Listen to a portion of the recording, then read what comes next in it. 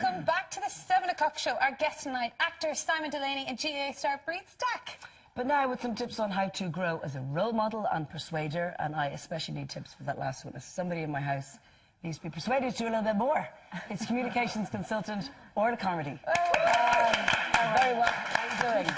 I'm great. I'm so thrilled to be here. I love your show. You know, I was one of those people who never had anything to watch at 7 o'clock in the evening when I come in and plonked on the sofa, because I'm not a soap fan. Yeah. And I'd be zapping around and there'd be nothing, and now I have the 7 o'clock show. Oh, you're brilliant. How delighted each and every night. Myself and Lucy bring you a great show. This is fantastic. Kate Martin, we do miss you. Now, you're a journalist.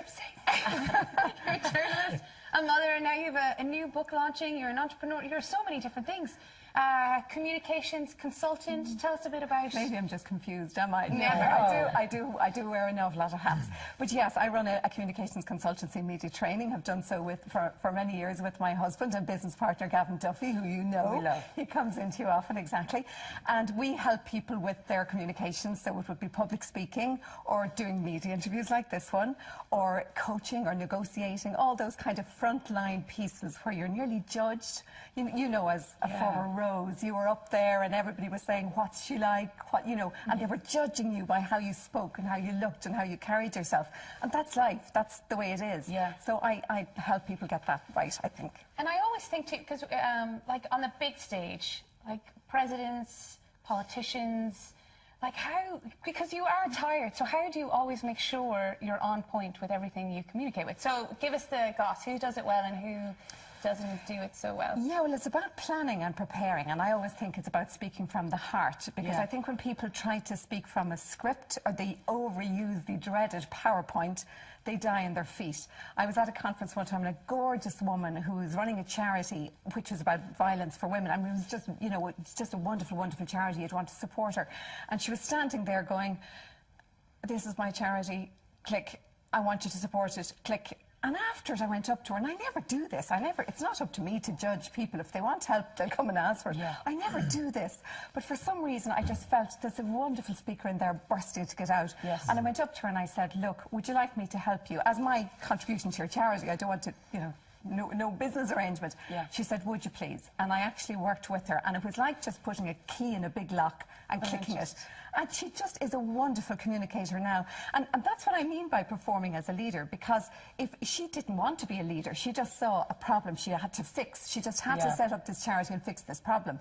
So she wants people to follow her, to believe in her, to support her, to give her money, to connect with them. So every time she's on a stage, she has to win us over if we're going to actually believe in her. And that's what she is now doing, because she's had her little lock unlocked. So I'm thrilled with her. And she keeps in touch with me, and she's doing great. But what about for the people who literally, you can see as they're talking, their neck goes purple, or sweaty palms, or stuttering, or dry mouth? There's two sides to nervousness. Yeah, there's the physical side of it, and then there's the psychological side. Right. And you fix the physical things by knowing what they are before you go on. There's no point in having the red flush and thinking it's not going to happen this time. It is going to happen. So just beforehand, put on the powder, put on the stuff, cover up, get ready for it. Okay. If you're somebody who gets a little shake in your hand, Bill Clinton, before every major speech, used to dig the thumbnail of this hand in here for a couple of seconds, and then dig it in here, and the shake is gone. Because what he's done is he has reconnected his hand with his brain. Because the fight or flight mechanism, there's a room full of people out there in front of you. Your body doesn't know it's not a marauding We've all done it like that. Your body thinks it's kind of something really serious. Yeah. So you get all the blood rushes to the heart and lungs. So you actually just lose a bit of feeling in the extremities. So just tell your feet and your hands, it's okay, they still work. They'll stop shaking, it'll be fine. Yes. So you have to work on the physical symptoms. And what about that sweat? affect you. Sweaty pits, sweaty hands, sweaty forehead. Use a good antiperspirant.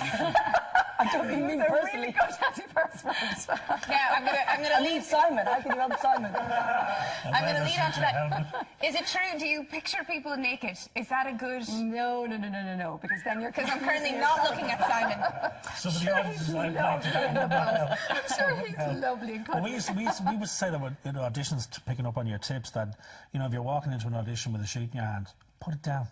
Because if you have it in your hand, it's going to do that. But then that awful thing kicks in where people start waving their hands around. No, put it down and put your hands in your pockets. Yeah. Fine. And also that thing about digging the nail in. I've heard, and this is a true story, that apparently in an interrogation test, a way to fool an interrogation test is to put thumbtacks into your shoes and you stand and press and it hits a certain nerve in your foot, which sends a certain adrenaline thing. So if you're lying, it'll say you're not lying. Anyway, I never heard that. It's all good advice, isn't it? But the psychological piece is there. You are actually focusing on yourself. So if you're standing there at the microphone, you're emceeing that wonderful event you've been asked to MC, and you're standing there and you're going, should I have worn this dress? Does my bum Yes. look big in this? Can Is they my see my hair spikes? okay? Do they like me? If you're doing all of that, it's like the big spotlight is in here on you when it should be on the audience. Are they having a good time? Are they enjoying themselves? Am I making them happy? If you're focused 100% on the audience, your nerves will just disappear because it's not about you, it's about them. Where were you before the Rosier started? And before your TED Talk last week, which I believe you were marvellous. Well, I don't think that's lying, and I'll pay you that money later on. But did Gavin Duffy, the Dragon's Den extraordinaire, did he help you out at all? With my book? Yeah, with proofreading? No, not with the book, because I wrote that myself. And of course, at the end, he was looking at it before it went to print to kind of give me a bit of feedback, because you need your nearest and dearest. Yes, when you because they'll be finally write ruthless. the book, you need some really good sense checkers who will say to you, do you really mean that? Do you want to sound like that? Of course, I did all of that. But the material in the book is very much, I will give Gavin huge credit for it, because it's the material we've worked on and developed over many years of working together. And Because I'm sure it is trial and error. Like, you have to practice on yourself in order to be able to preach it. You do very much have to practice what you preach. But in the work we do, we have come across some extraordinary leaders. I mean, amazing people who've just done great jobs, and a lot of them unsung heroes. They're just doing a great job in a particular charity or a social entrepreneurship area, not necessarily the great politicians or the big names.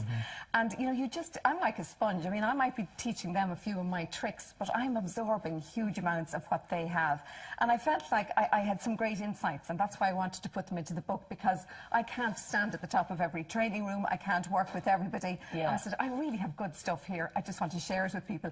And, you know, you were asking about the sense checkers, your good friends. One of my good friends, who was one of those sense checkers, reading it for me, and the next day he was going to a big negotiation himself in his own business, and he tried some of the techniques I had suggested, and he rang me, amazing, Orla, I tried this and it really worked. And I'm going, yeah, I know it works. I do know what I'm doing. Yeah. But as you said, though, it's great because people can kind of mark pages and refer to it. You know, they can keep kind of going back to the book, and because there's loads of different advice in it. I hope so. I hope so. I mean, a couple of my friends who have read it, and colleagues and people who've bought it, have gone through it and read it once and said, yeah, that was great, but I'm actually going to keep it on the shelf, because the next time I'm going to do a media interview, or the next time I'm going to do a speech, or the next time I'm going to pitch that business to that big client, I'll be taking that down from the shelf and referring to it again. Yes. So I'm very pleased and thrilled about that. And it's just gone into a second print run already. Yay! So I'm delighted. Orla, congratulations, and thank you so much for coming in. Thank you so much. It's great to have a good chat. Now we're going to check in with Chef Oliver in the kitchen. What ingredients are needed for this dish? Tonight, Luce, we need a cucumber, some spring onions, pineapple, prawns, and then the makings of a Mary Rose sauce, which is ketchup, mayonnaise, and then I'm adding a bit of spice. So I'm adding in some Worcestershire sauce, Tabasco, and a little bit of paprika. Nice. So, I like your style. Yeah, fairly handy. Great. We'll be getting a cooking lesson in that dish after the break, plus more chat with Simon and Brie. See you in a few.